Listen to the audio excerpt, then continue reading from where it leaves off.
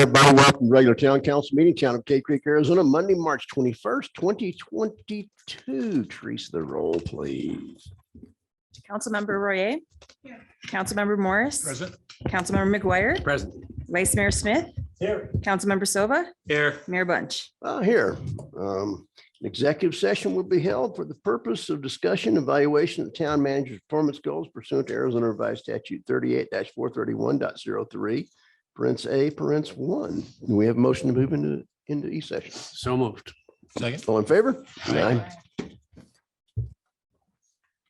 We'll be back. All right, everyone. Welcome to the regular town council meeting, town of Cave Creek, Arizona, Monday, March 21st, 2022. Stephen, would you lead us in the Pledge of Allegiance, please? Certainly, Mayor Bunch. Pledge allegiance to the flag of the United States of America and to the republic for which it stands, one nation, under God, indivisible, with liberty and justice for all.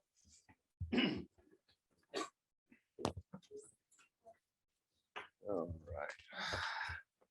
right. Public announcements now, Carrie? Public announcements now? Yes. This one? Yes. All right, we will be, if you notice up here, there is a vacant seat. There will be a procedure for filling the vacancy on the council for the remainder of this term, which will be through the end of November of this year. We'll be posting online the criteria that you should try to follow and information that we need in order to do that. Matter of fact, not only we're going to post it online, it's actually up here now. So we'll be receiving those. For everybody that might live in a cave and not be aware of it, this coming Friday, Saturday, and Sunday, the Cave Creek Rodeo Days annual PRCA rodeo will be going on at the rodeo grounds out on the other side of town, and tickets are available. So we'd sure like to see you out there and have a good time. Again, and I'm guilty of this as well. I've not cleared enough stink net this year. And I will be having my brother-in-law working on mine here pretty quick. Stuff's going to dry out. It's going to be dangerous for fire. And having said that, I will flip this page and go call the public. We have none. We have none. So I will not flip the page, and I will say town manager report. To follow up on your wildland fire issue with the properties, please, if you have any questions about your property, would like an inspection to make sure that you are compliant with the distance of your brush and have that cut, what needs to be cut back or whatever, following the regulations. Jim Ford is always available. Just make an appointment with him, and he will come out to your property and give you some ideas of how you can improve the safety to avoid any structures burning down should there be a fire. He's done many of these inspections across the town, and most of the neighborhoods have found it so useful, things that they haven't even thought of. So please call Jim Ford at Town Hall. And then the last thing I wanted to mention is we've had some over the weekend unfortunate theft and damage out on the west side, where the town is trying to alleviate a safety problem along 32nd Street. And it's just really unfortunate. I know that the west side neighbors are very upset about that. And I just want to assure them that we are aware of what's going on out there. And we have a plan that we will hopefully get in place by later on this week. So bear with us.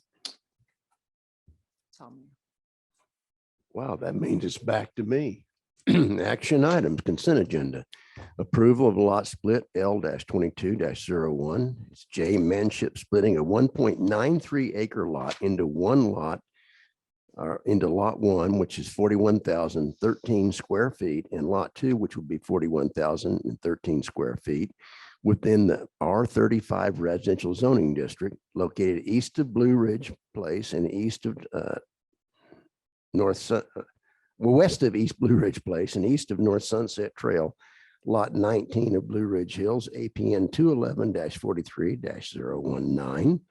Second item on here would be approval of a number 6 bar liquor license for Rebel Ranch as requested by A. Lukowitz agent, and approval of the March 7th, 2022 regular council meeting minutes. Do we have a motion? Second. All those in favor signify by saying aye. Aye. Opposed? Ayes clearly have it. We'll move on to agenda item number 1, which is council discussion approval of case number SPR-21-06 T-Box Indoor Golf Club site plan for the development of a recreation, entertainment, and public assembly structure to be located south of Blue Ridge Drive and east of Cave Creek Road, subject to the conditions of approval placed on the agenda by the planning director, but I believe Stephen is going to present to us.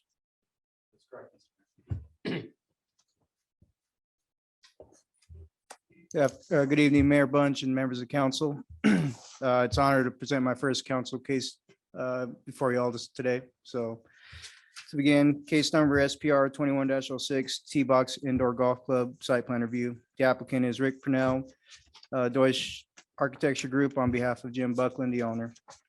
The current zoning right now is Town Core Commercial zoning. It's going to adhere to Town Core Zone Commercial. Surrounding zoning is North Town Core Commercial, South Town Core Commercial, East Single Family Residential, R18, West Multifamily Residential, MR. Surrounding land use is North Commercial, it's vacant at this moment. South Commercial vacant as well. East Medium Density Residential, residential uses. West Commercial vacant as well. Project description, site plan is for one recreation, entertainment, and public assembly structure with associated parking and landscaping. Proposed building footprint area is 10,168 square feet. The applicant has worked with staff to pre-application meetings, site plan review phases. It is understood by the applicant that the site plan does not guarantee issuance of permits to construct, and further information may be requested. Per chapter 3, section 3.5, recreation, entertainment, and public assembly activities conducted primarily indoors are allowed subject to site plan approval. Staff finds that the site plan submittal application to be complete and compliant with the town of Cave Creek zoning ordinance. No variances from the requirements of the town of Cave Creek zoning ordinance have been requested. Staff has found that the applicant's proposed project complies with the following bulk regulations for the Town Core Commercial Zoning District. Building height, maximum building height of 25 feet from natural grade. The applicant is proposing to go 25 feet from natural grade. Staff would like to note that the building material proposed rendering is subject to change due to supply and demand of building materials. However, the color scheme will remain the same. Applicant meets the building setbacks of 25 feet from the front and rear and interior side adjacent to residential property and 5-foot interior side adjacent to commercial property. Meets the requirements of minimum lot size of 6,000 square feet and minimum lot width of 60 feet. They also meet the 60% maximum lot coverage. They're proposing 26% lot coverage. The required minimum of 25% landscaping and minimum of 0% undisturbed. Landscaping will conform to section 5 commercial zones within the technical design guidelines, number 4 landscaping. 34 spaces are required. 34 parking spaces are required for the proposed project. Applicant is proposing 34 parking spaces and a dedicated 200 square foot loading space.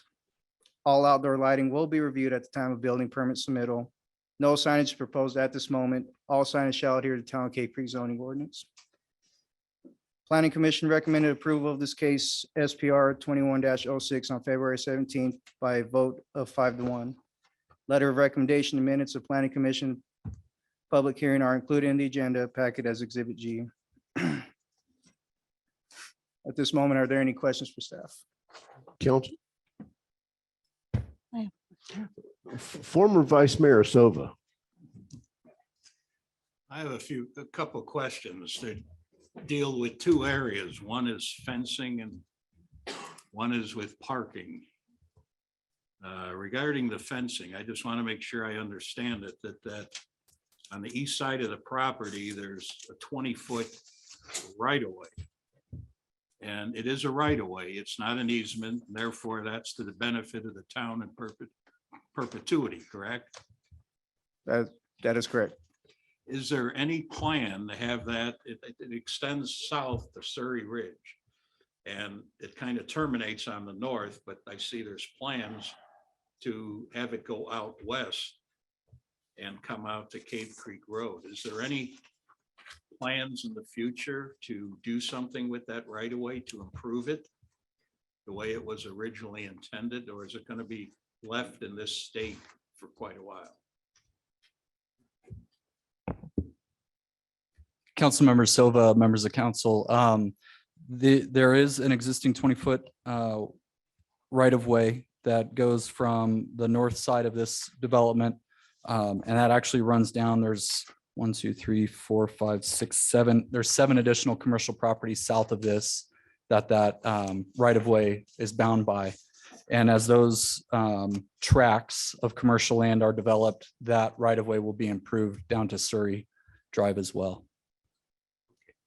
It's my understanding within that right of way, because it's used for, I'll call it an alleyway, i.e. a street, there can be no building on it. There can be an encroachment on it or a temporary use or an easement on it of some sort, correct? That is correct. Yeah, nothing permanent can be placed within that. Okay, then moving on. My question is, there's 2 homes directly behind this proposed building. The one home is the one that I'll call it lot 47. That's the last digits of the Maricopa County Assessor's parcel number, is right behind the building, which is where, you know, the garbage is and the air conditioning, so on and so forth. And there's no wall of any kind around that house. There's no concrete block wall, as there are on many other homes further to the south.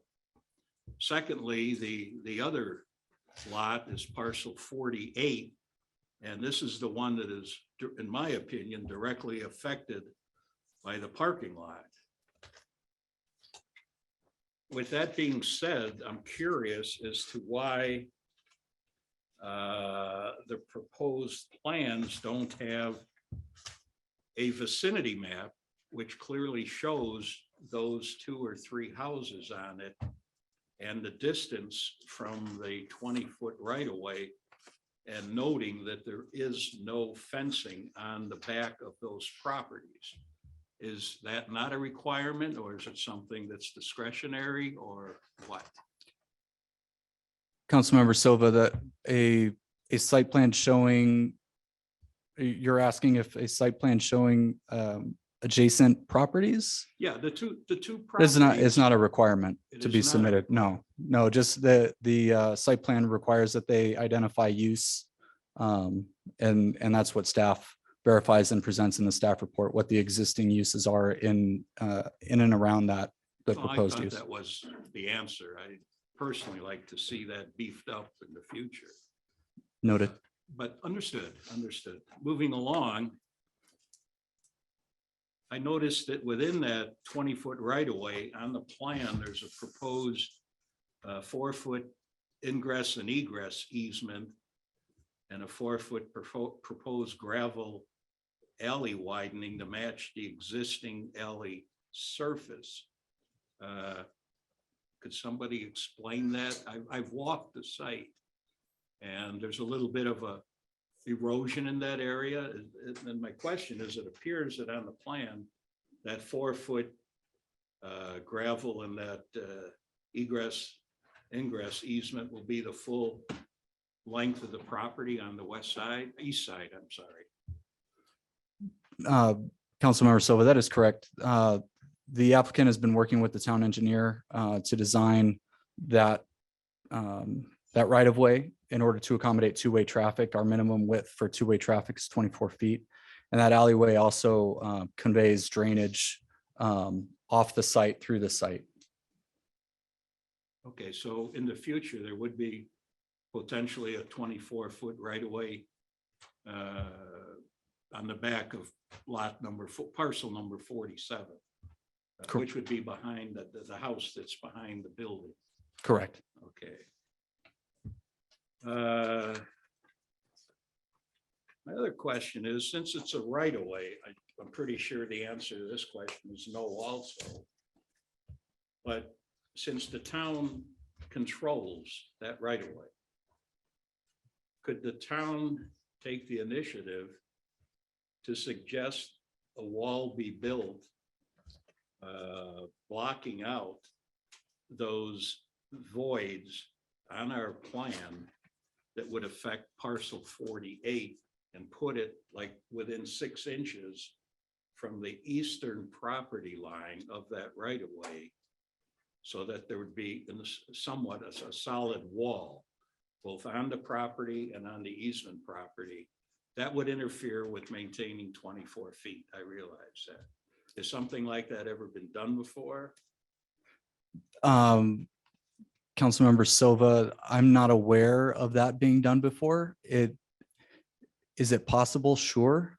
Is it advisable from staff perspective? No, because putting that type of improvement on public property, the town would then be assuming liability for maintenance and repair and any damage that that occurs as a result of that.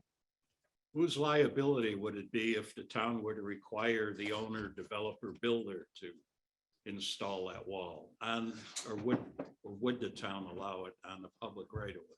No. It should be noted, those properties there do have the ability to fence on the property line. They are single residential zones, so they don't have the same 12-foot native habitat corridor that desert rural zone properties do. I believe the zoning clearance fee is the same since when I started. It's $50 to obtain a building permit from the town to construct a fence on the property line. So the owners can do that. Okay, thank you. I'm going to jump over to my parking questions because they interact with the fencing. The patio that's shown on this plan, you got about 2,126 square feet. That area is not included in the calculation for the parking spaces. Is that correct? Councilmember Silva, that is correct. It is not. It is correct. Okay. In reading over the materials and reading over the notes from the Plan Commission, it appears that we've got 34 parking spaces. And that was the testimony of the owner that the business would need about 6 parking spots for their own needs. The owner, there's going to be alcohol served there. There's going to be a bar, so you need a bartender. They're going to serve food. There's going to be a cook there. You're going to have a waitress. And the number that came out, there could be approximately 6 employees there, 5 or 6 at any one point in time. And if you take that 6 off of the 34, you're now down to 28 parking spots. And I'm not a golfer by any means, and I'm lesser of a mathematician. However, there's going to be 12 bays of golfing in that building. And based on the owner's testimony, he thinks it's going to be quite a success. With that, I'm being very liberal here and saying with 12 bays and you've got a foursome at each bay, that's 48 people. And the owner also stated that he thought everybody would drive in one car, 4 people to a car. I don't think that's realistic at all. If they came in 2 cars, 2 people per car, that's 24 cars. That leaves you 4 parking spaces. I also did one more calculation because I think this is the one that's going to occur. If each foursome has 3 cars, i.e. one car has 2 members, the other two cars are for 1 person each. So that's 3 people, or I'm sorry, 3 cars per foursome. And that would be that would require 36 parking spots. We're 8 short right there, 8 short without looking at that 2,126 square feet of patio area, which is going to be promoted for parties. And after people are done playing their golf game, they can get a drink, a hamburger, sit outside in the fall and in the spring and eat out there and have a great time. My question is, if I'm right, somewhere with my calculations, I don't want to see this turn into another Buffalo chip or any other commercial establishment in our town core where there's not enough parking. The point I want to make, or the question I'll ask you, if there is a shortage, where will these cars park? If there's more cars on a Friday, Saturday, evening, afternoon, if there's more cars than spaces, where will these cars park? Councilmember Silva, I think that's a question that applies to the entire town, not just this specific use or business. What the staff report details is the size of the structure that's proposed is adequately parked based on the formula that's contained within the zoning ordinance. They meet the requirements for the minimum number of parking spaces required. Right, but for the record, the patio area is not included in any parking calculation. That's correct. The patio area is an uncovered area, so it is not included in that. And I'm just going by the testimony I heard where it was going to be promoted for parties and get-togethers after golfing. Well, I went out there and I looked, and the comments that were in the Plan Commission report, I agree with. There's 2 bays, 2 aisles that people come through to park. And that's going to most definitely, and there is a 6-foot wall that will block the areas that really don't need to be blocked, because when people come in to park their car, those headlights are going to go right into the house of lot 48 for the 2 means of egress and ingress. And I don't like that. And additionally, at the end of those 3 parking bays, the cars parked in the most eastern spots more than likely will have to back out of their spot, and they'll be going into the alleyway in order to pull out properly. So I looked at this, and this is just a thought that I had. Tell me if it makes any sense, or legally it can be done or suggested. Where that patio area is, that would create approximately 9 parking spots. And you could also then, in doing so, in my opinion, almost maybe put up a wall all the way across. And if you had a service vehicle come in there like a garbage truck, I believe they could gain access off of Surrey Road. I walked it all the way down there to pick up and unload and then go back that way. Is this something that was considered by the town, by the planning department, and going through the meetings with the potential user and the plan commission, or is it something that did not come up? Councilmember Silva, actually all of the facets about that alleyway and about the dual access, they have been discussed with the applicant, with the town engineer, and with staff. We've looked at all the different configurations of that access along the back. If you notice, the drive is moved slightly closer to the building on the north side to accommodate existing drainage within the existing platted right of way. So they're trading access there to allow full access around the site, and also taking into consideration the existing configuration of the medians along Cave Creek Road as well, to allow for left out as well. Did the applicant submit any numbers regarding when the peak hours would be? Because it's going to be open year long. And of course, it'll get I think a lot of usage in the summer when it's 110 degrees outside. People aren't going to want to play outside for real.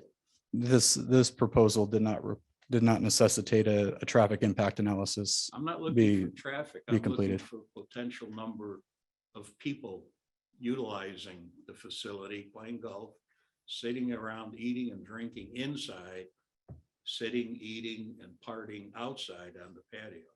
So there was no information provided the potential of the number of people or impact that might have. No, Councilmember Silva, that was not, but the applicant is here if you would like to ask them that question. Oh, I would. So Mr. Buckland?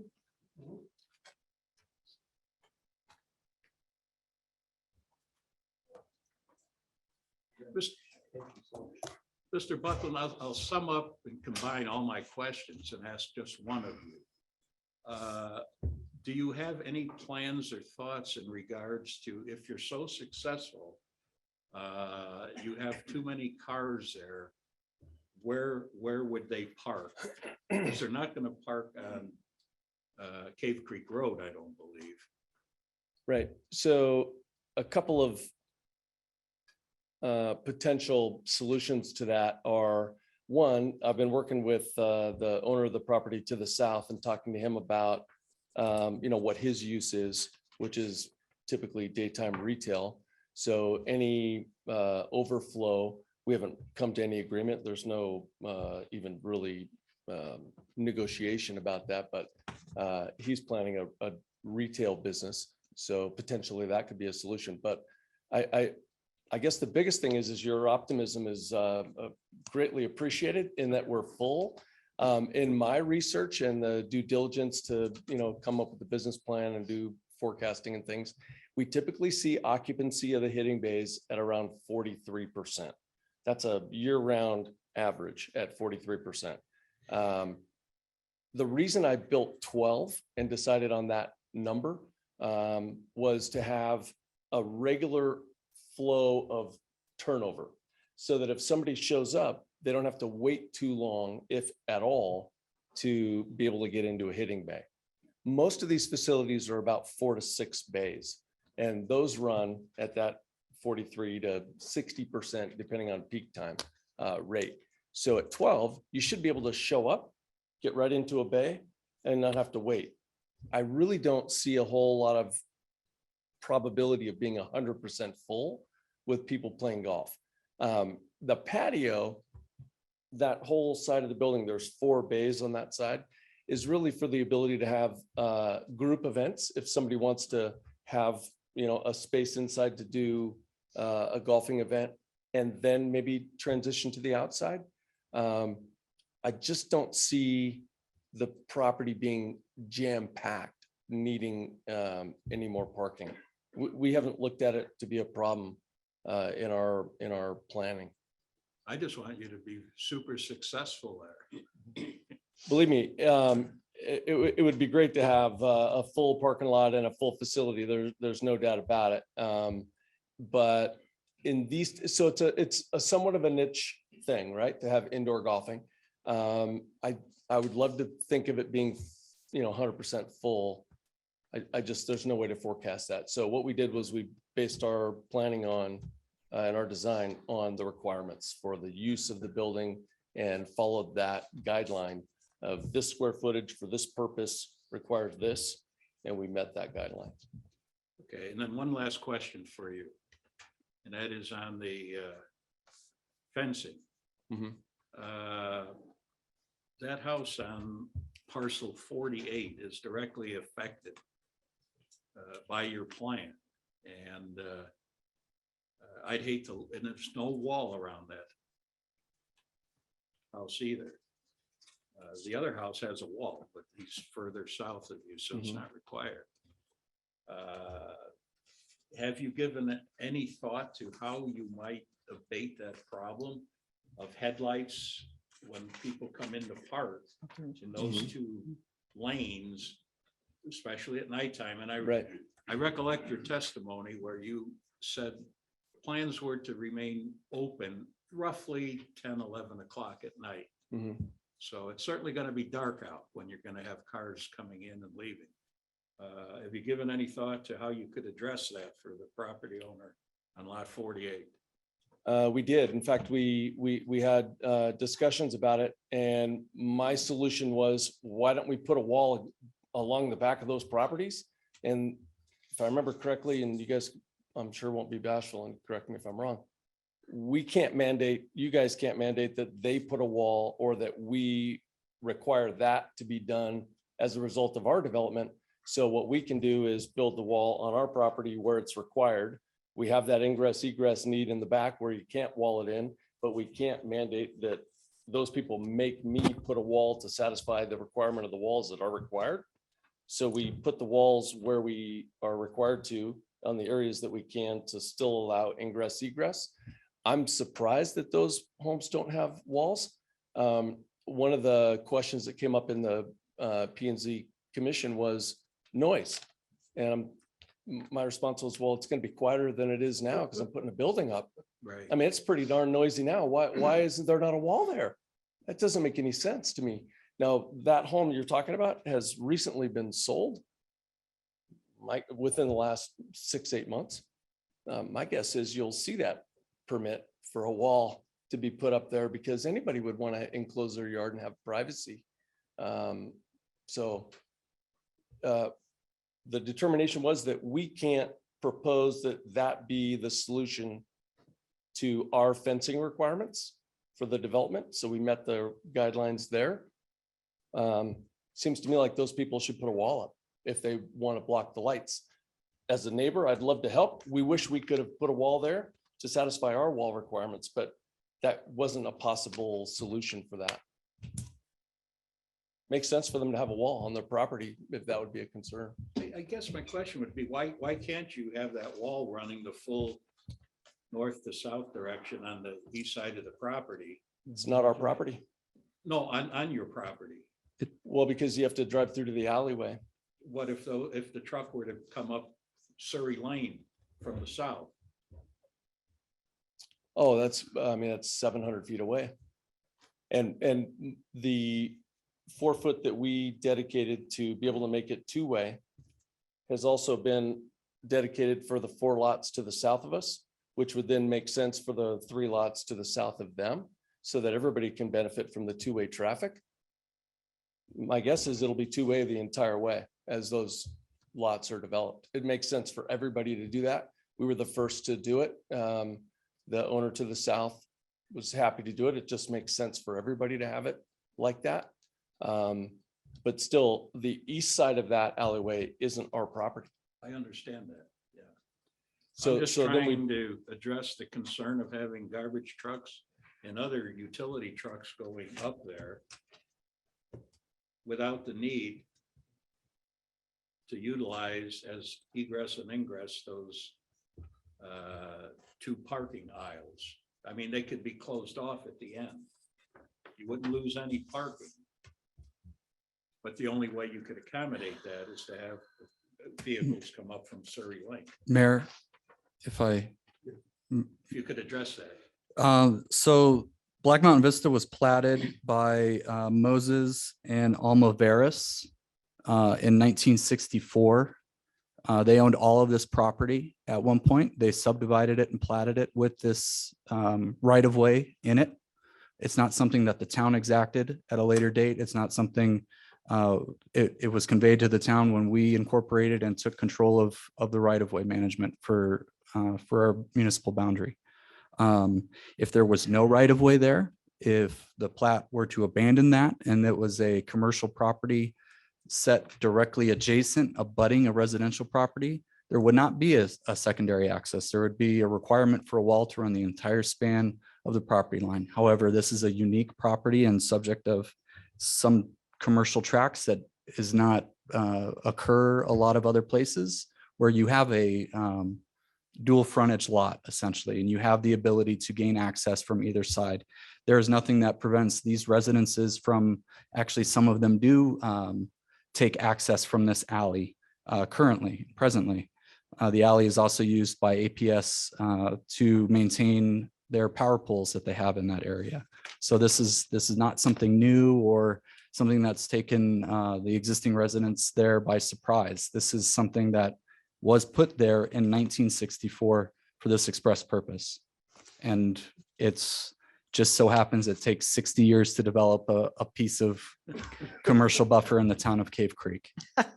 and I bought it from David Veris, and he owns one of the homes you're talking about.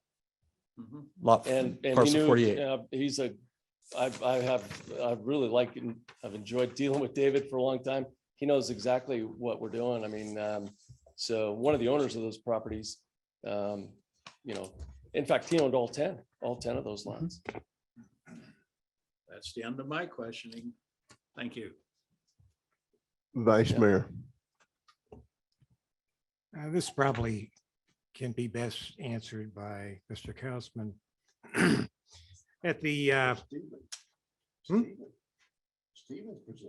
well, does he know about Hidden Canyon?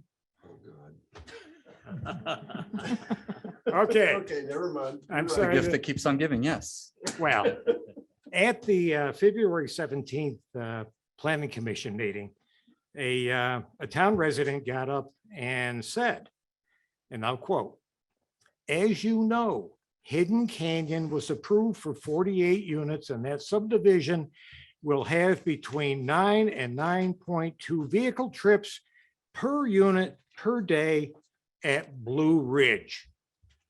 Now, my understanding about Hidden Canyon was that Blue Ridge would only be used as an emergency route, not as a normal everyday route. Vice Mayor, members of council, that is correct. The two main points of ingress and egress for Hidden Canyon are proposed to take access directly behind Town Hall here on Uutam, as well as Surrey Drive on the south side of that development.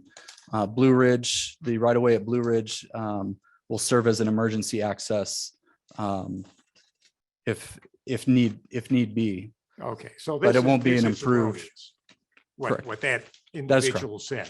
That is correct. Okay, thank you very much. Councilmember Royer. Yes, Luke, we all on this council received a letter from Mr. Veras. And I was wondering if he was present. No. No, He's not. okay. I had hoped he would be because he has addressed us twice now with questions. And I was wondering if his questions and concerns were resolved. You- Councilmember Roy and members of council, Mr. Veras and I did have a phone conversation and we did speak in depth on his inquiry. Wanted to get a better understanding on if there was an oversight on the planning department of that portion, and it was indicated that it was not an oversight, that if they were not proposing that as a dedicated access, that they would have been required to screen the entire property line. However, it's been reviewed by the town engineer for compliance at site plan, and it will also have to be reviewed for compliance at permitting stage, which I informed Mr. Veras on. If they happen to not utilize that portion for the secondary access point, then they will be required to screen the entire portion of that property. So we did speak in depth on it, and his concerns were addressed through that phone conversation, but I haven't spoke with him since. I'm not clear on who's they. They will be required to. The applicant screen. will be. Oh, The he applicant. will be. Right. The applicant will will be have- required, if they do not move forward with the secondary access point, they will be required to screen the applicant will be required to screen the entire length of the property. That is if they do not utilize that and improve it. So The applicant being the the applicant would TDOTs. be the gentleman that Oh. just answered the questions. I talk to David all the time. I don't know why he hasn't asked me. Okay, so you're all right with that. All right. Joe? Okay, just wanted to make sure that, he got his questions answered and I'm good with it. Councilman Morris. There are two curb cuts here.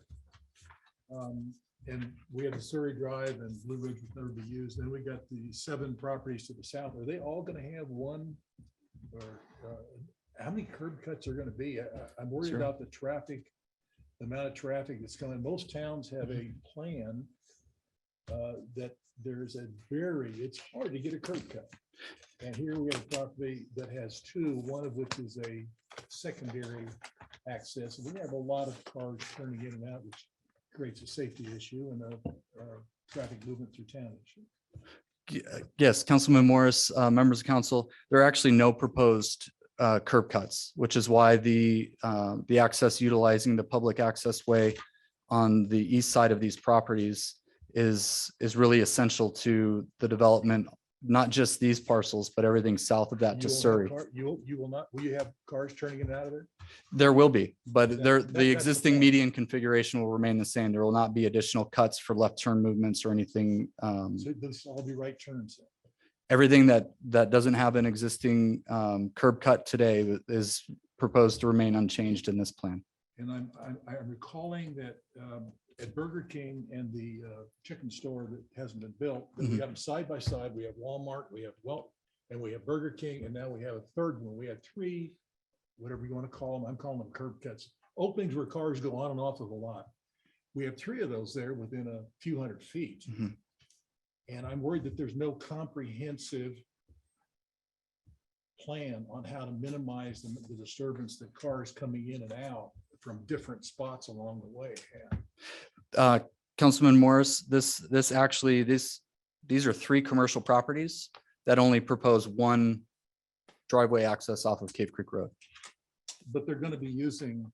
And then the access. existing alley, right? So it functions as a place where traffic turns on and off the property. But it's one as opposed to three. If they were all developed under three separate owners, there would be three And that's the point. right in, right outs. That's the point. If these other lots all come in with their own separate curb cuts, what's being done to group these together to have fewer areas where we're having traffic pulling into traffic? The free market is doing that. So the property just to the south, the owner alluded to talking with that person that it just recently closed on, I believe bought 3 or 4 of those to do a similar type occupancy, a larger building with parking. So that would be an additional 4 parcels that wouldn't be developed by a single person.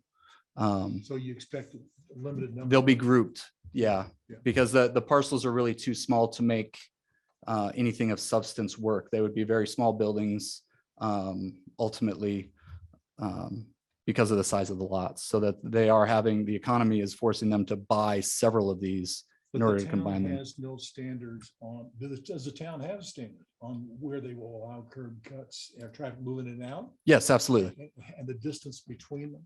Yes, it's covered in the transportation design guidelines, design guideline number 2. It's Okay. with the distance offsets for driveways and everything else. I don't know, I don't have them committed to memory because thankfully I don't have to review that, but that is under the esteemed guidance of Hal Marin, the town engineer. Okay. Yeah, it's in good hands then. Mr. Morris, but I think to answer your question, there's a 6-inch barrier curb median in front of the frontage of those balance of those commercial lots. The only break in that median is right here where the tee box is being proposed. So you would only have a right in, right out anyway. So your traffic would be automatically controlled. Because the right turn. Yeah. Yeah. So there would be no left turns in or out because of that median. Well, I'm not worried about left turns. Yeah. I'm worried about any kind of traffic or control the traffic moving in to keep. I walked across that street at Rodeo. Holy cow. Yeah. Thank you.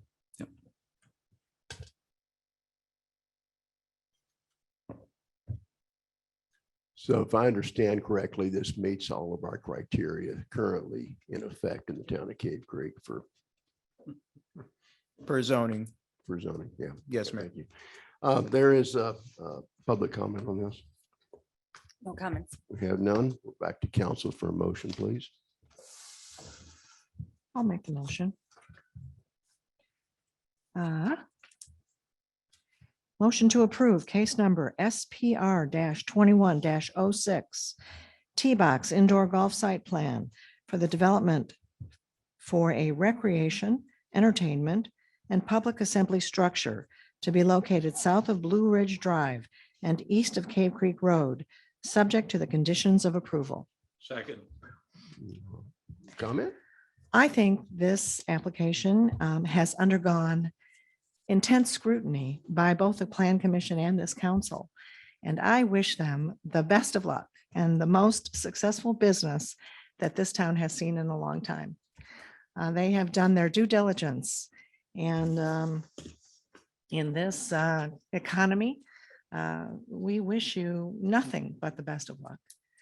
They already own a business in Cave Creek, and it has struggled in the last 2 years of a pandemic. And we owe them a debt of gratitude for trying it again. And hats off to T-Box Golf. We wish you nothing but the best. Councilman Silva.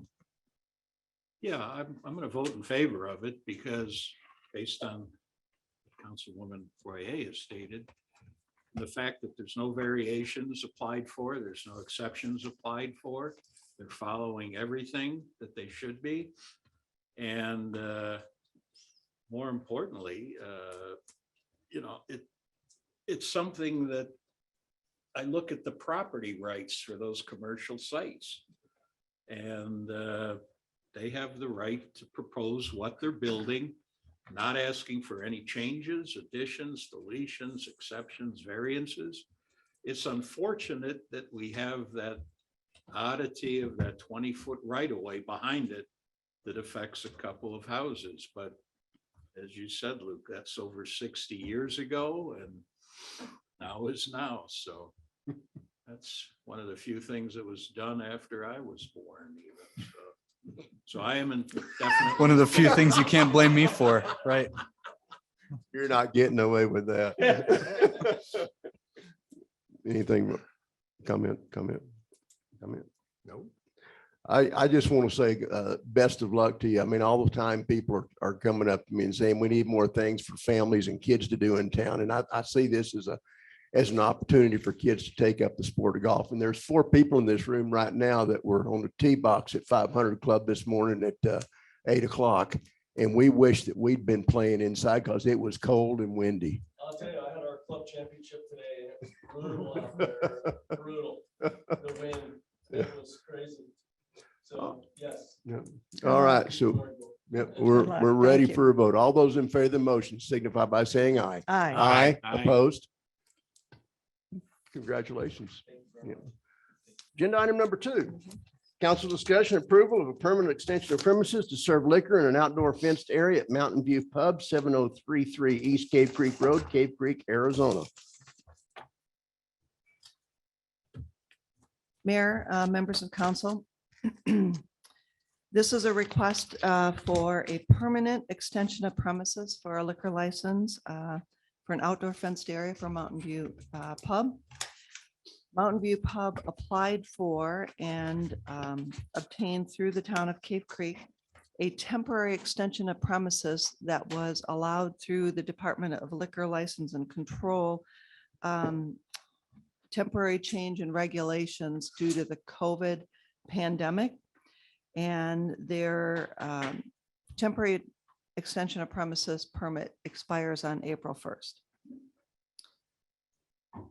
Staff has reservations about approving a permanent extension of premises.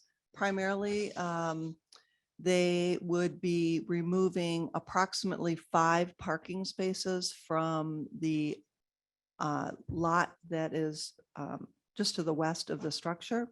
They are part of the Stagecoach Village development and therefore are part of the entire number of parking spaces allowed for that development. So there is approximately 500 additional spaces down below where they could park. However, there is a very steep bridge that you have to go over to get to those parking spaces. And we've had issues with busy weekends or special events where patrons are parking in the town's right of way along the front of that business. They have gotten golf carts now to transport their patrons up and down the bridge to the lower parking spaces to assist with transporting. And they do have a sign to when the parking lot is full for their patrons to park down below. But we did have an incident some months ago where there was trouble parking along the East Cave Creek Road frontage over the town's right of way and over our bike path, which caused the town to get involved. It cost money and time for town council to approve no parking along that area. We purchased the signs and staff installed them. We haven't had as big of an issue since then, but periodically we do during times of special events have people come and park in that area. You know, we can't say exactly if it's for the patrons of Mountain View Pub or not, but we do have a problem that persists. Taking the 5 parking spaces in general, the town has a parking deficiency. And based on that, we are hesitant to make any recommendations. They do have a permit in to the building department to take care of the change in their handicap parking. And they were hoping to put fencing around or more permanent fencing around the area if they were to get a permanent extension of premises. So if you have any questions, I'd be happy to answer them. Councilman McGuire. Who owns the bridge that goes across the wash there? Councilman McGuire, my understanding is that is part of the Stagecoach Village development itself. Of which they are a part. Yes, they are. Actually, applicant. Councilman Morris. You mentioned the golf carts. Mhm. Do you consider that a permanent mitigation factor for the fact that there isn't enough parking up on top of the hill? I don't know how many trips that they're making, but if there's 5 spaces and you're continually taking patrons up and down to mitigate the 5 parking spaces, that'd be a lot of trips depending on, you know. But don't you worry about the fact that it may go away? It's not required. I mean, I've never heard of a procedural mitigation to something that is normally a hard concrete and pavement issue. Councilmember Morris, that's true. That would be of their own will and they could stop doing it, you know, tomorrow.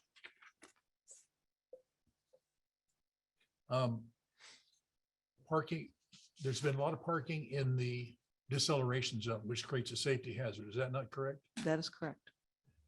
Have any tickets been given out for that? The town marshal is here. I don't know that we have that data for, They don't ticket, they just tell them to move? Okay, thanks. Vice Mayor. Ms. Town Manager, my understanding of this, the action that they took to expand their facility outside of the building was based upon what was supposed to be a temporary approval, specifically because of governmental requirements on social distancing. My understanding is all of those requirements have disappeared, the social distancing. That being the case, the original reason for this expansion has disappeared. Is that correct? Vice Mayor, that's correct. The Department of Liquor License and Control loosened their regulations to allow for social distancing of businesses so that they could temporarily have additional tables outside of their permanent liquor license area. And that was on a 6-month basis, and their permit is to expire April 1st. Since then, that was for COVID regulations, and they've changed the regulations. They don't do that anymore. And so the reason for the temporary extension of premises no longer exists. Okay, thank you. Anyone else from council? Councilman Sova, do you have a whole list of stuff again? No, sir. One question. Based on the partial site plan that I assume an architect prepared, it shows 12 tables out there and there are 4 tops, meaning there'd be seating for an additional 48 people. Is that the maximum? Is that correct? I guess my question is that a factual depiction of the fenced-in area? Or is it something less than that? Councilmember Sova, that was, this is a partial site plan. Let's see here. They're supposed to depict, where the tables are supposed to be and what would fit in there and the number of people. So, right. So if you've got 9, 10, 11, 12 4 tops, that would be the number of people. So 48. That's right. So potentially you could have 12 vehicles and you've already displaced 5 parking spaces. You could have, if you had 4 people come in one car, like you said on the previous case, there's already 12 cars there. And most folks aren't coming all in the same vehicle. If this request to make it permanent were denied, would the 2 relocated handicap spots remain where they are, or would they be required to go back to where this patio is? The building official is present and he could answer your questions. He's not. Oh, he's here.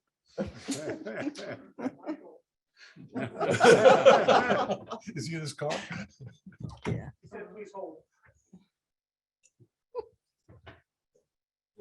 Almost made it. Oh, he doesn't have time for that. We don't take breaks like that. We want to know where you were. Too many Gatorades today. Mr. Baxley, I had a question, which is, if this request is denied, will the 2 handicap parking spaces that were moved, will they be able to remain where they're at, or will they have to go back to where they were, which is where the seating extended area is now? Well, the choice of where your handicap spaces is left to the property owner. So there isn't any reason that it would have to go back to that point unless they chose to do so. Currently, it hasn't been approved at this point in time, though. Right. That's why I said if it were.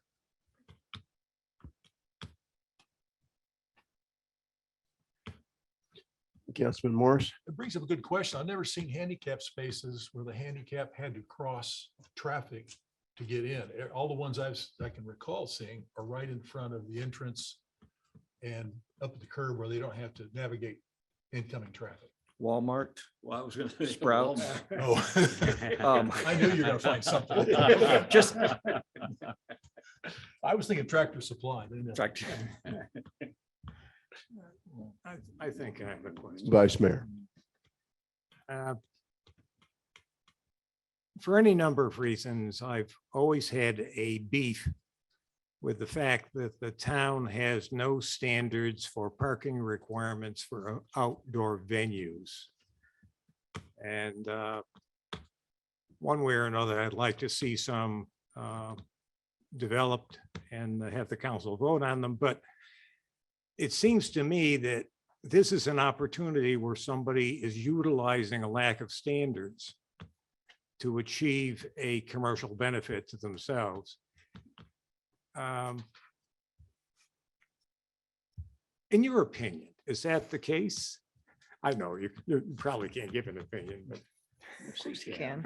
So the good news is that as we were discussing in the previous case before you, is parking is set through the zoning requirements.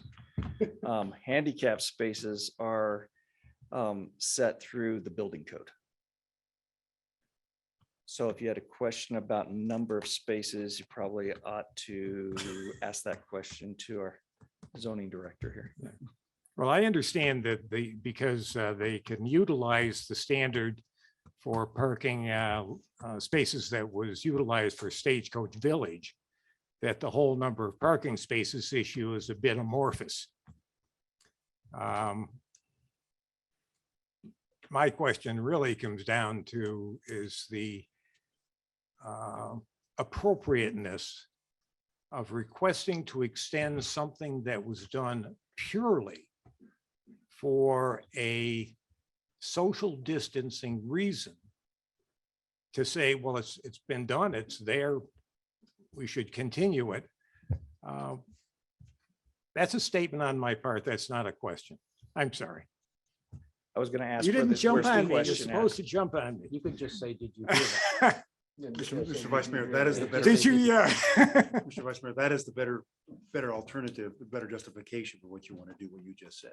Thank you. Unlike last time you analyzed parking here, I think you do it, and I've had a number of jurisdictions where they took advantage of the social distancing to allow extension of premises. If those facts are no longer relevant, that is a decent reason to respond. Now, you raise a different issue, and we may have to get the ZA, the zoning administrator up here. If you don't have parking restrictions for outdoor, that's something you ought to probably address in the future. I agree with you. And since social distancing is passé, it probably should not really even come into this consideration. So it really comes down to, do we want to allow this or do we not want to allow this based upon the 544 spaces down at Stagecoach Village? I have a question. Thank you. Councilmember Royer. Aside from the parking consideration, I'm concerned about equity. They're not the only bar that has outdoor drinking. There's the Hideaway, there's Harold's, there's Buffalo Chip. Why should they be ostracized? Why are we considering them any differently than any of the others? Mr. Mayor, can I add on to her question? I suppose, laws are questions. That's a good point, because it's been my recollection when that patio on the roadhouse on the east side was made into that large patio, I don't believe there was any requirement for additional parking. And when the Buffalo Chip added the larger arena area and the picnic tables on the south side of their establishment, putting it on the roof of sorts, there was no requirement for additional parking there either. So my question to Mr. Baxley, or maybe Mr. Kautzman, is there any specific number of parking spaces that are allocated to this business in the main part of Stagecoach Village down the hill? Or because of it being, my understanding, it's a condominium. And so everybody has use of the 540 spots that are down there. And nobody has any exclusive rights to any parking spots. It's basically first come, first serve, correct? That's correct. Okay, thank you. So it's an equity issue from my perspective. Mr. Mayor, Councilmember Royer, the current permanent liquor license does include the back patio that is outdoor off the back of the building. So that is licensed for outdoor use, food and alcohol. Can I ask one more question? You may. Listening to other people's questions, and especially Councilwoman Royer's question, the word precedent came up. Are there other venues in town that have utilized the liquor board's license to expand for social distancing that could potentially be affected by a decision on the MVP tonight? I recall that Harold's put in a covered patio. There were several issues with that, but eventually had a permanent extension of premises for the patio on the west side of their structure. But that's a permanent versus a temporary based on social distance. Oh, no, not that I recall. It was part of the. So it's the same thing. Well, so for Buffalo Chip, for example, they have a front patio, I guess would be on the north side of the building closest to Cave Creek Road.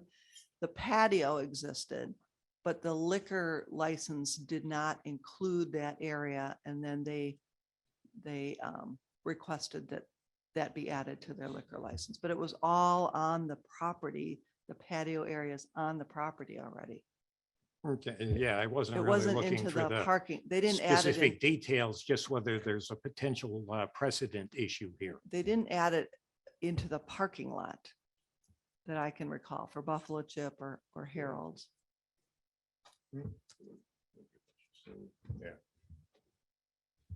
Thank you. Are we done? Do we want to hear from the applicants? I would like to hear from the applicant. Okay, one of y'all come on up to the microphone.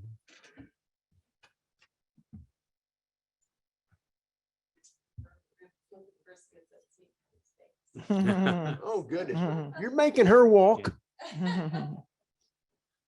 She needs the parking place closest to the door.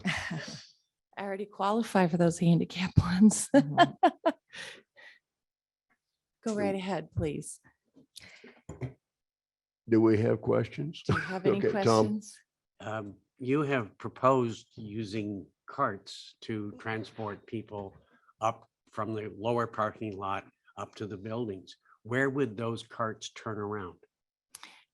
They stay right there on Stagecoach property in the parking lot. When you come up the bridge, Mhm. there's plenty of room right there to turn right around and go right back down. They never come, even though they are licensed to go on the street, they do not come on the street.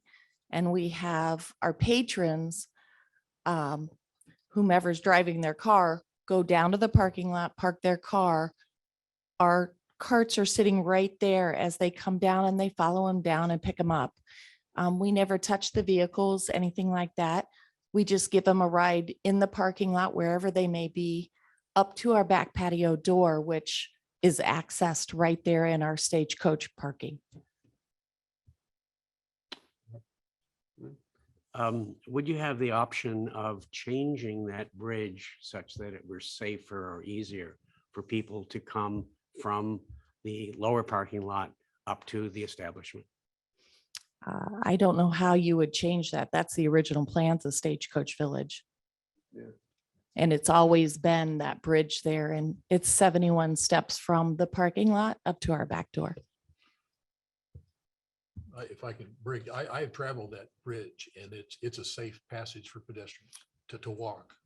Yeah, There's there's a- sidewalks on there's both a sides of the sidewalk bridge. On the west side of the bridge Yeah, both sides have sidewalks, actually. that's above the grade of the street. Thank you. Councilman Could you Moran? just clarify for me how many spaces you would like to use in your parking lot now for the bar area? Okay, the extension goes over the 2 handicap and then 1 regular parking spot. And so we have had men out and moved the 2 handicap spots to the other side. And that took up 3 handicap, or 3 spots went into 2 for the dimensions of the handicap parking. So that just negates, we covered up 3, we changed 2, so we're actually losing a total of 4 altogether. Okay. And down below, I mean, the biggest issue, even when we open the doors, is, oh my gosh, we have to park all the way down there.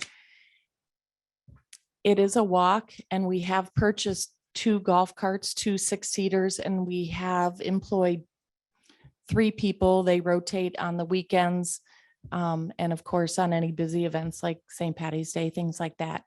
And so we have employed 3 more part-time people to go ahead and drive those carts. They are going to be permanent to it. There's no reason to take them away. They're green. Who wants that on a golf cart? You know, they're right there for the business. And they're there for any special events. People have been so receptive to them. And we've gone 4.5 years without them.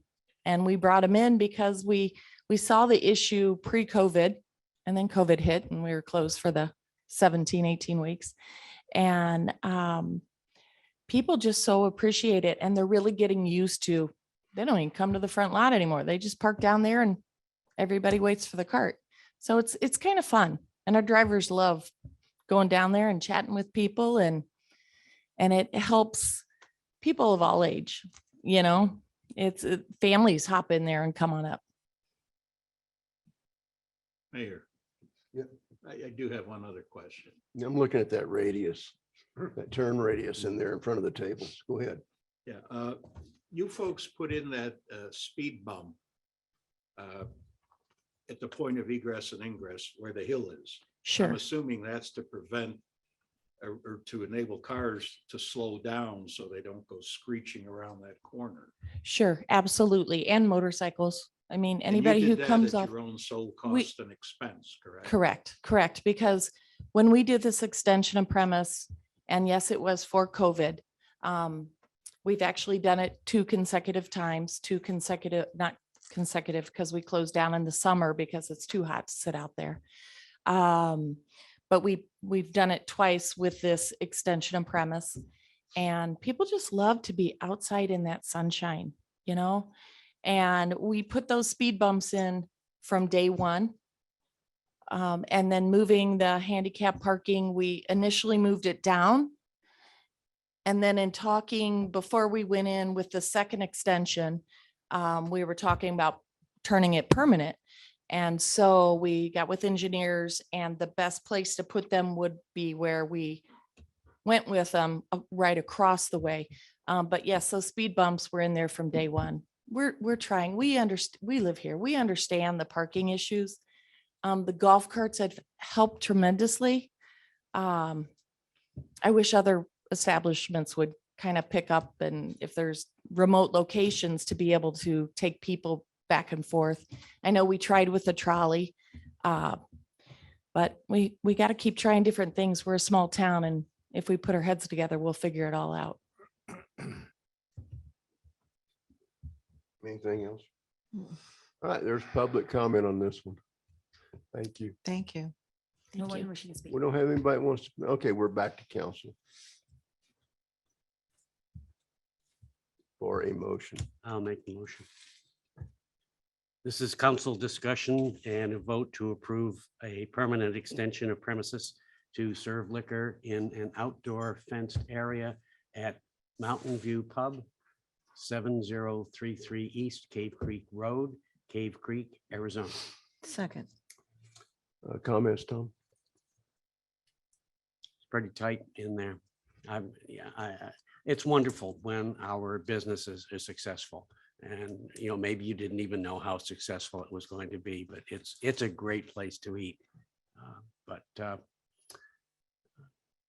This is a problem of restricted parking and more restricted parking. You had the second? It's true. Our town has some concerns, and I would appreciate it if this passes, that you continue to work with our town government with the issues that they have. I'm in support of it. I know it is difficult to keep a small business going, and you've done your best to be creative, and I appreciate that. And so I'm going to vote in favor of it. Anyone, Councilman Silva? We'll save this. His will be. No, I just want to say I'm going to support it also, given 3 facts. Number one, being that it's a condominium business. This business has access to 540 spaces on the other side of the wash, which they're taking advantage of. And secondly, the fact that they put in that speed bump to try and control traffic entering the parking lot from going too fast is commendable. And the fact they've got 2 6-passenger carts that go up and back. Primarily, I've seen on the busy times, the weekends. So I agree with my fellow council member. Success is good to have. And I think we all benefit from it. And as I say, I plan to support it. Councilman Morris. When you got a problem, you stop digging. That's the first step towards improving it. I'm not persuaded by the fact we've made a bunch of mistakes in the past. We need to, at some point, start doing the right thing about parking in town. There's documented safety problems here. I've seen the last month, I've seen cars parked in the deceleration zone, which is, that's put in there for safety. We have the pedestrian safety problem in town. We have cars parked where they shouldn't be parked there and people walking up and down the streets without sidewalks. We've got a parking problem in that area. And we have enforcement problems. It's really hard for us. Well, it's cost money. I mean, let's face it, we're paying a lot of money to the sheriff. So I look at this as a safety issue. And adding 50, potentially 50 people down there with the cars, that encourages, people want convenient parking, and that encourages illegal parking. So I'm going to vote against this. And I think the town needs to get the outdoor parking ordinance fixed ASAP. I mean, we've had this discussion about fixing that before, and that needs to happen quickly. It's just not that hard. So I'm not going to support this. It was a good business before, and I wish you all the luck in the world. I've never made a nickel in government. I've always made my living in private industry. So I wish you the very, very best. But if it comes off to trade off to public safety, I got to go with public safety. Vice Mayor. Yeah, after reviewing everything, I had originally decided I was going to vote against this, but the fact that they have come up with a workaround of having the golf carts go up and down, I'd really like to see some sort of a stipulation that says that that would continue. And if I don't know if I can ask for it to be a part of this, but I will vote in favor of this as if there is a stipulation that the utilization of golf carts to provide access from the parking lot in Stagecoach Village up to Mountain View Pub will continue. And that's essentially what I'm saying. And if you do that, I will approve this and be happy with it. Needs to be added to our motion. As the person who made the motion, I would prefer that be a separate motion. Mhm. Okay. Okay, go ahead and make it. What, can he make it? You can amend, he can amend yours, and then we can vote on the amendment, and you can either vote that amendment down. Then we'll vote on the amended. So the first issue is you wish to make a motion to amend his motion to add a stipulation. Okay, I will make a motion that added to the motion on this, the original motion on this, there be a requirement for a stipulation that the golf cart utilization to provide access from the Stagecoach Village parking lot to the Mountain View Pub will continue. I'll second that change. Mr. Mayor, you now vote on the amendment. Can I get a clarification on the amendment? Nope. What hours? I don't know if that's necessary. That's a good question. Every time they're open, every time their doors are open, or is this? Yeah, I wish I Yes. had the thing that you always look up and it says, this is when they're busy. And this is when they're not. What are the current hours for it? Do you always provide it? Currently, we're open from 11 and then close at 9 o'clock during the week. If we have an event, we have the golf carts running during the week.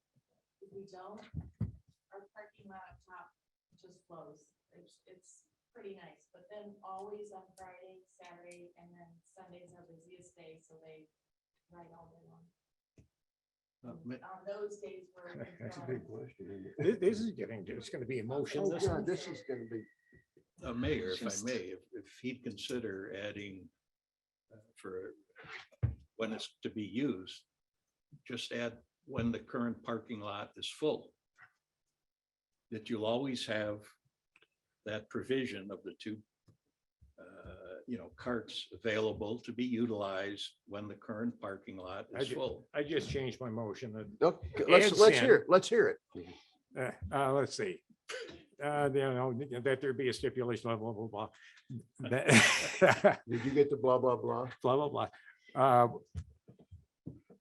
When necessary. Let me do it again. Let's just start from the Okay. beginning.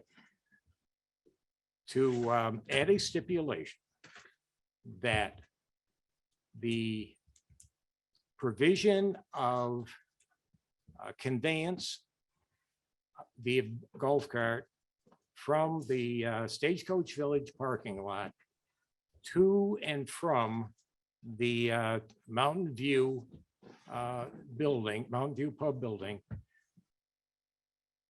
would be utilized and available whenever the parking lot adjacent to MVP is 95% full. Full, say full, sorry. How's that sound? Fine. I would want some discussion on that amendment. Stop. I'll second that. Still second, so. Okay, so now we're gonna vote on the amendment. Oh, discussion, I'm sorry. Tom, I agree with Councilman Morris that we have a situation that I think is not very safe. And I see this as a safety issue like him. I wish you every success. If you had not been so successful, we wouldn't even have this problem. So you guys are good business people, but I think there is a serious safety concern here. So you reject his amendment or we have to? vote Yes. On the. I think, Yeah, I'm, Sounds like you support him, I'm not sure. Okay. no, I do not support the amendment. so can I vote on the amendment? Yeah. Okay, all those in favor of Vice Mayor Smith's amendment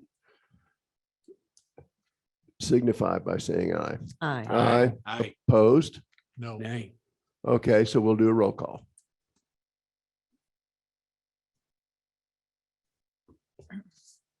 Councilmember Morris, No. Councilmember McGuire, No. Vice Mayor Smith, Yes. Councilmember Silva, Yes, Councilmember Royer, Yes. Mayor Bunch. Yes, the amendment passes. Now we're going to find out if it's actually going to happen or not to begin with. So let's go ahead and just start with the roll call vote because I know it's going to be split.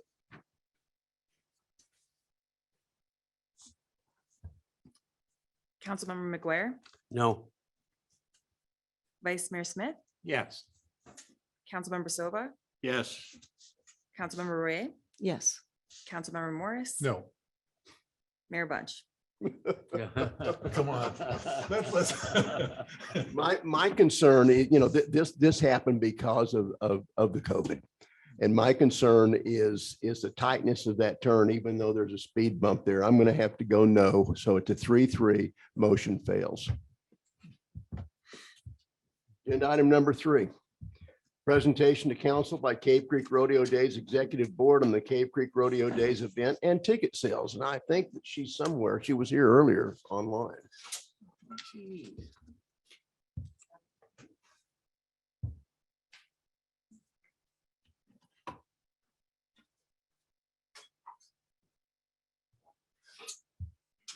Is she there? Hold on. Mayor, I have some. Said to tell the marshal to go home. He's sick. Could go home?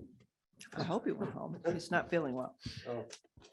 Oh. The town of Cave Creek entered into a lease agreement with Cave Creek Rodeo Days and between their board and the town of Cave Creek back in 2019. Part of the agreement calls for sort of a summary report to the council after the rodeo. Last year that didn't occur, kind of an unusual time. So we're finally getting around to last year's report from the rodeo. And so as the president of the board, Beth Cornell is going to present, and we'll have another one shortly in the next few months after this year's rodeo. So go ahead, Next Beth. one's going to be a lot better. Yes, we will. Yeah. Yeah, we're sorry that we didn't get to this. We had changes. People just didn't understand everything they were supposed to get done.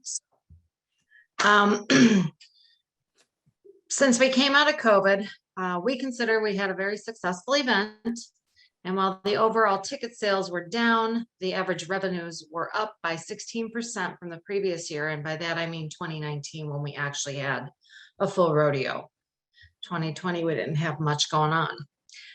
The tickets that were sold, we sold 3,669 tickets, which brought a total of $11,007 in revenue to the general fund for you. The overall revenue retention, we did increase by 9% through some sponsorship increases and things like that. And looked like it's some additional alcohol sales, which were kind of common in COVID. And the 2019 report, we went up about 9% total for the organization to retain. For the 2022 rodeo, we retained $76,400.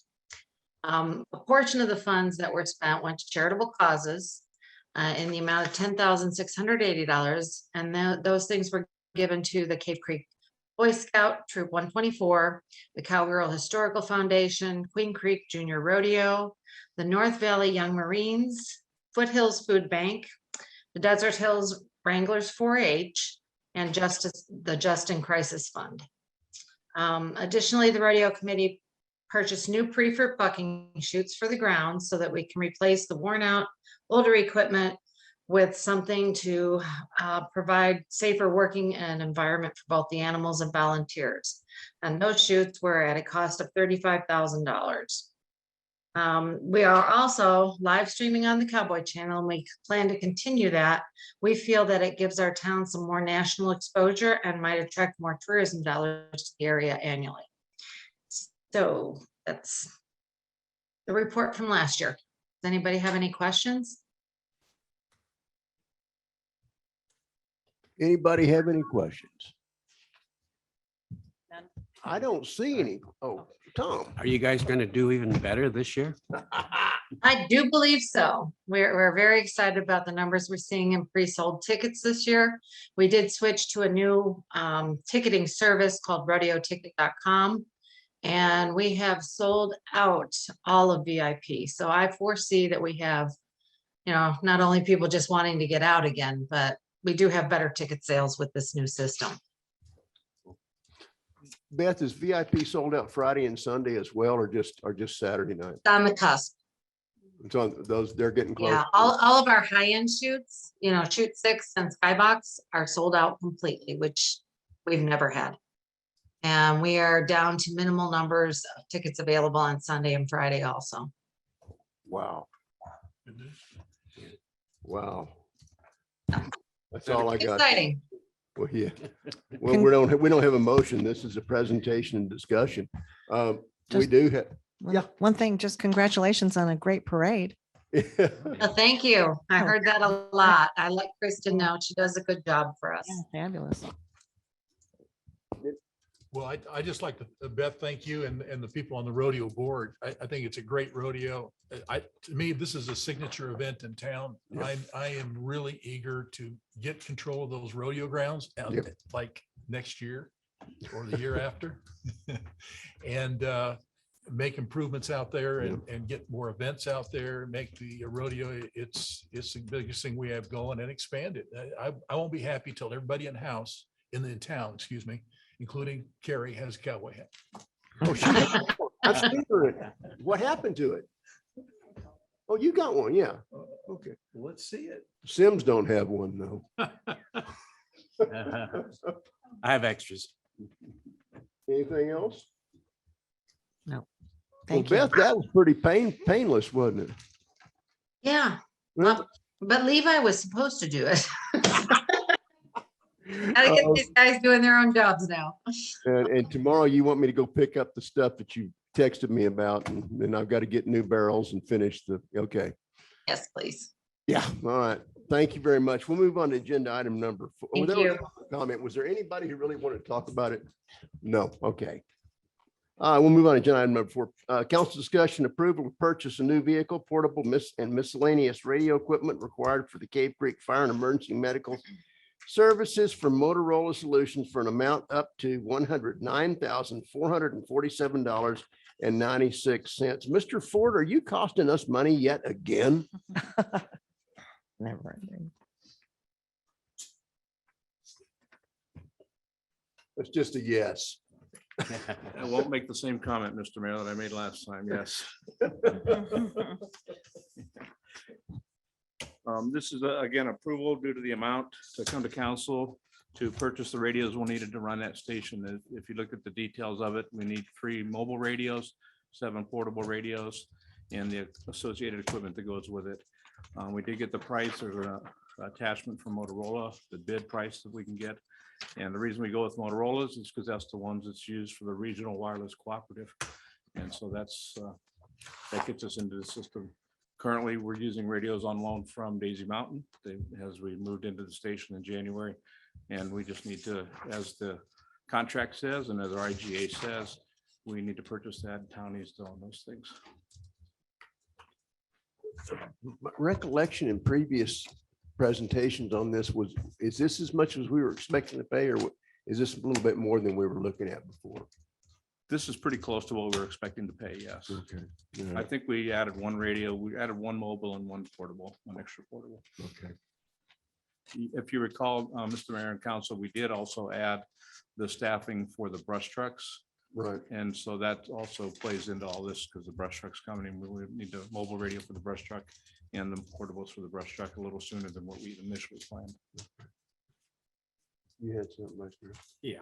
Now, this purchase and other ones that will be coming along are essentially based on obligations established by the IGA that Town of Cave Creek has with Daisy Mountain Fire and Emergency Medical. Is that the case? Mr. Mayor and Councilman Smith, that's correct. Per the agreement, the IGA with Daisy Mountain, we will match and purchase similar equipment to what they already have, because as you know, this operates as 1 out of now 6 stations. And so the equipment needs to be the same no matter where their personnel is working, whether it's working in Cave Creek or working over there.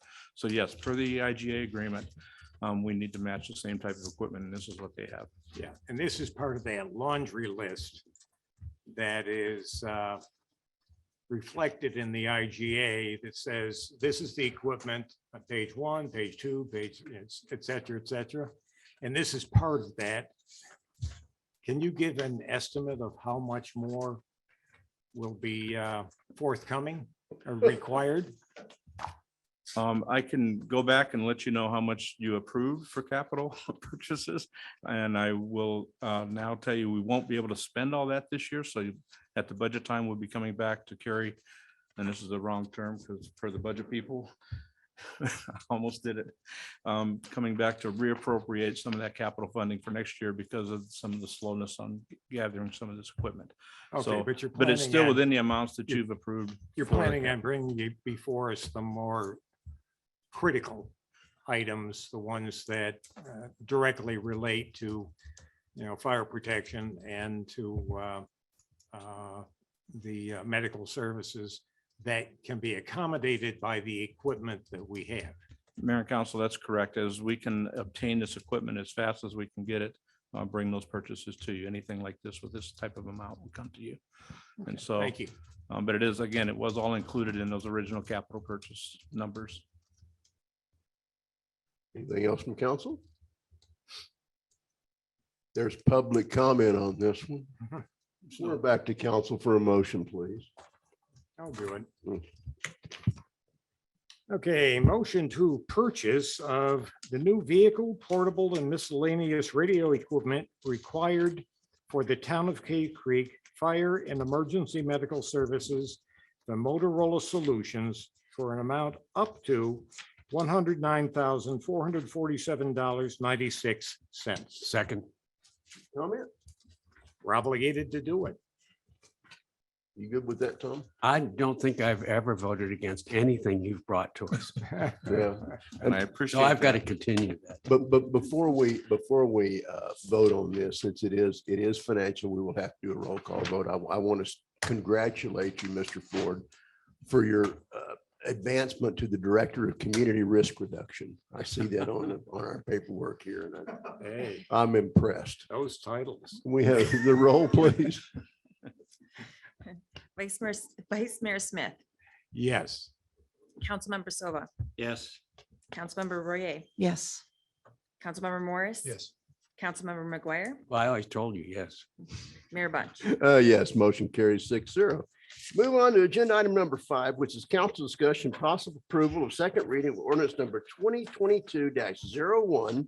Adoption, oh my gosh, adoption of the 2021 International Building Code, 2021 International Residential Code, 2021 International Plumbing Code, 2021 International Mechanical Code, 2020 National Electric Code, 2021 International Fire Code, 2021 International Existing Building Code, 2021 International Fuel Gas Code, and 2021 International Energy Conservation Code and their amendments as amended by resolution R 2022-03. And Mr. Baxley, again, are those R 2022s amendments we made last time on this item where we got rid of those? Yes, rather- we were given direction to make those changes and bring it back at the second reading here, and we've accomplished that in what was put into your packet. I also wanted to make note that this time it wasn't the building official that drove everybody out. They all left before when Chief Ford came up here this time, so he drove them out this time. I'm reconsidering. Thank you, Mr. Mayor, members of the council. As requested during the first reading, there were some changes that were brought up and asked to be made. And in doing so, before we brought this back to you, I just go over real quick what those changes were. There was 3 of them that were identified. One of them was in the National Electric Code, section 210.8F. That was the one that asked about GFI breakers for air conditioning units, and that was removed. And you can find that on page 104 of 116 in your package. You'll see where that shows that was deleted in its entirety. The second item was having to do with the energy code, and that was section 401.2.5, which had the items for additional energy efficiency requirements. And then also following that was section 408.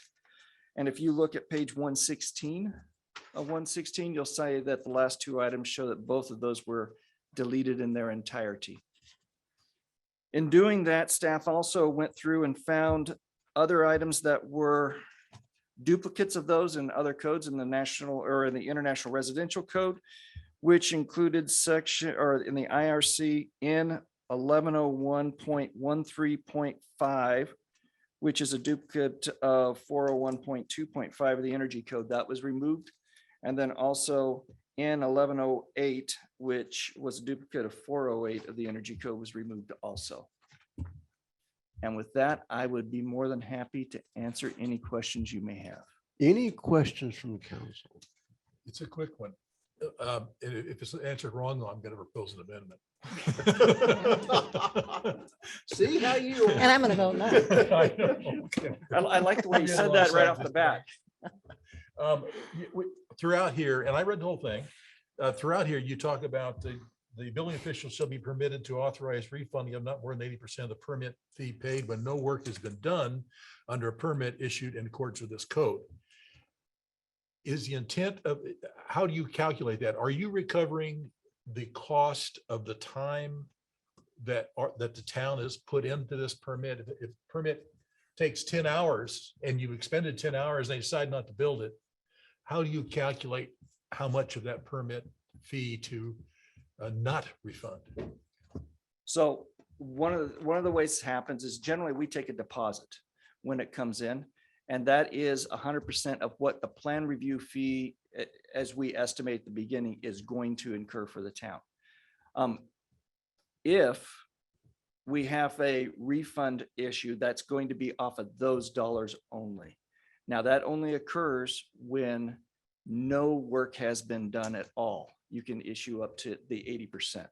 Once we do the review, we earn all that money.